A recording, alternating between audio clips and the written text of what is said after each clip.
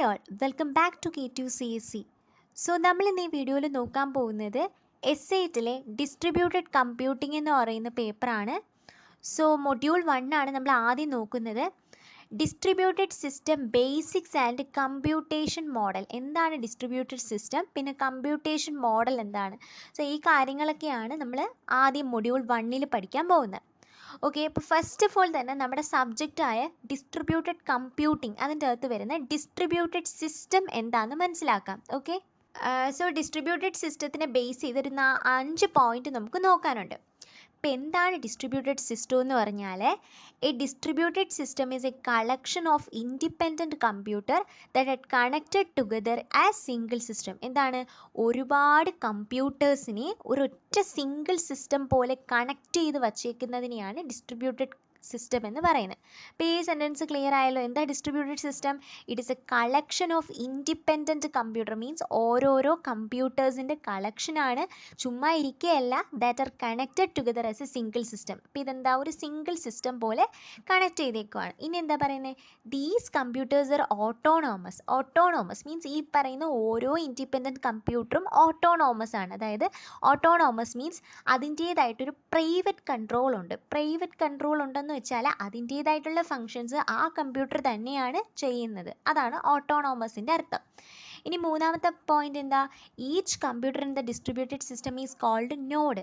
ഈ ഡിസ്ട്രിബ്യൂട്ടഡ് സിസ്റ്റത്തിലുള്ള ഓരോ കമ്പ്യൂട്ടറിനെയും നമ്മൾ പറയുന്ന പേരെന്താണ്, നോഡ് എന്നാണ് പറയുന്നത്. ഓക്കെ, പിന്നെ നാലാമത്തെ പോയിന്റ് എന്തുവാ, സിൻസ് ഇറ്റ് ഈസ് ഓട്ടോണോമസ്, നേരത്തെ പറഞ്ഞതുപോലെ അത് ഓട്ടോണോമസ് ആയതുകൊണ്ട് so it has it's on private control. ഞാൻ പറഞ്ഞ പോലെ അതിനെല്ലാത്തിനും അതിൻ്റേതായിട്ടുള്ള പ്രൈവറ്റ് കൺട്രോൾ ഉണ്ട്, മീൻസ് അതിൻ്റേതായിട്ടുള്ള ഫങ്ഷൻസ് അത് തന്നെയാണ് ചെയ്യുന്നത്. അപ്പോൾ ഈ 4 പോയിന്റ്സ് ക്ലിയർ ആയല്ലോ. എന്താണ് ഡിസ്ട്രിബ്യൂട്ടഡ് സിസ്റ്റം? ഒരു കൂട്ടം എന്താ ഇൻഡിപെൻഡൻ്റ് ആയിട്ടുള്ള കമ്പ്യൂട്ടേഴ്സാണ്, അതൊന്നിച്ച് കണക്ട് ചെയ്ത് വെച്ചിട്ടുണ്ട്.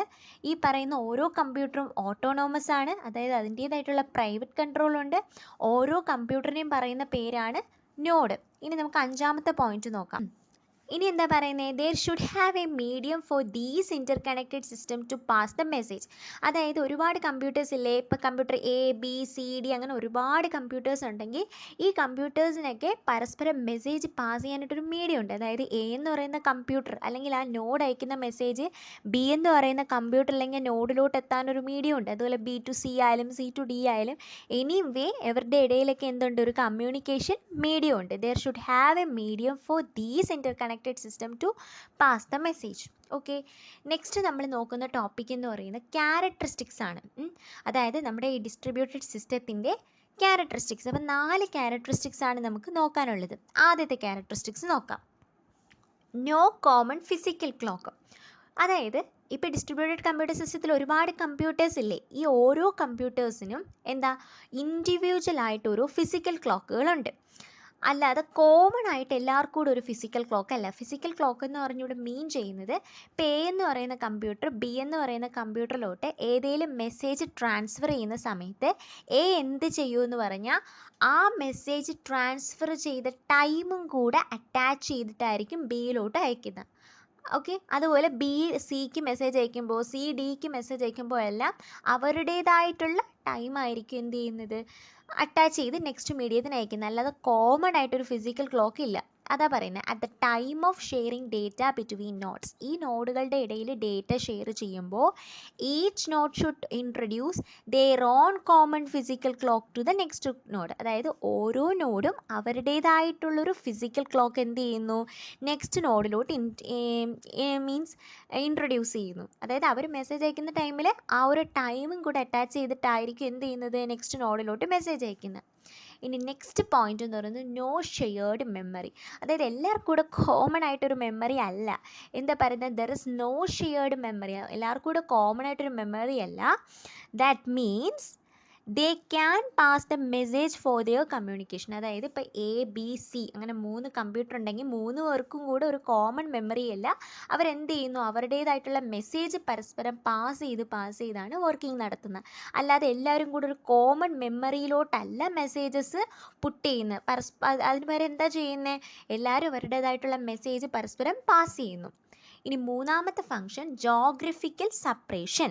അതായത് when more processor or systems used the distributed system may widen. അതായത് നമ്മൾ എത്രത്തോളം പ്രൊസസ്സേഴ്സും അല്ലെങ്കിൽ എത്രത്തോളം സിസ്റ്റംസ് യൂസ് ചെയ്യുന്നു അതനുസരിച്ച് നമ്മുടെ ഡിസ്ട്രിബ്യൂട്ടഡ് സിസ്റ്റം എന്ത് ചെയ്യുന്നു, വൈഡർ ആവുന്നു എന്നാണ് പറഞ്ഞ്. എന്നും പറഞ്ഞ് നമുക്ക് എപ്പോഴും ഇപ്പോൾ വലിയ ഒരുപാട് പ്രൊസസ്സേഴ്സും അല്ലെങ്കിൽ ഒരുപാട് സിസ്റ്റംസ് യൂസ് ചെയ്യുമ്പോൾ നിങ്ങൾ വിചാരിക്കും വാൻ യൂസ് ചെയ്യേണ്ടി വരും, വൈഡ് ഏരിയ നെറ്റ്വർക്ക് യൂസ് ചെയ്യേണ്ടി വരും. അങ്ങനെയൊന്നുമില്ല. ലാൻ വെച്ചിട്ടും ചെയ്യുന്ന ഡിസ്ട്രിബ്യൂട്ടഡ് സിസ്റ്റം ഉണ്ട്. അതാണ് ഈ ജോഗ്രഫിക്കൽ റെപ്രസെൻറ്റേഷനിൽ ഇനി പറയുന്നത്. നോക്കി, it is not necessary for the processor to be on a WAN.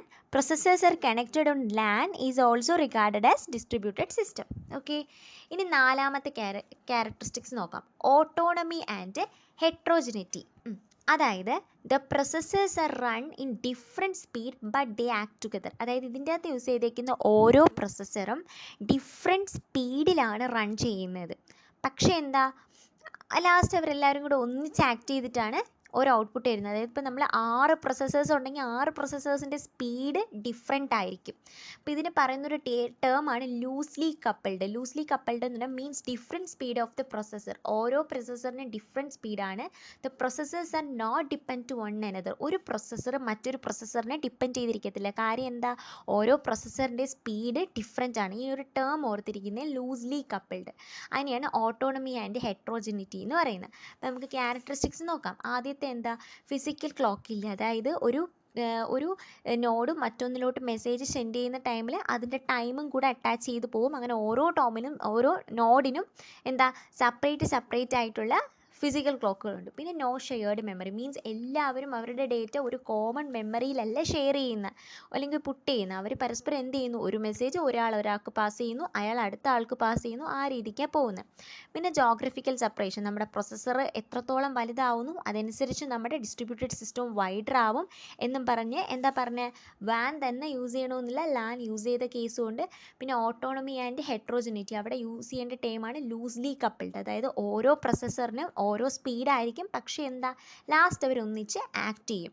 അതായത് ഒരു പ്രൊസസ്സർ മറ്റൊന്നിനെ ഡിപ്പെൻഡ് ചെയ്യുന്നില്ല എന്നാണ് അർത്ഥം.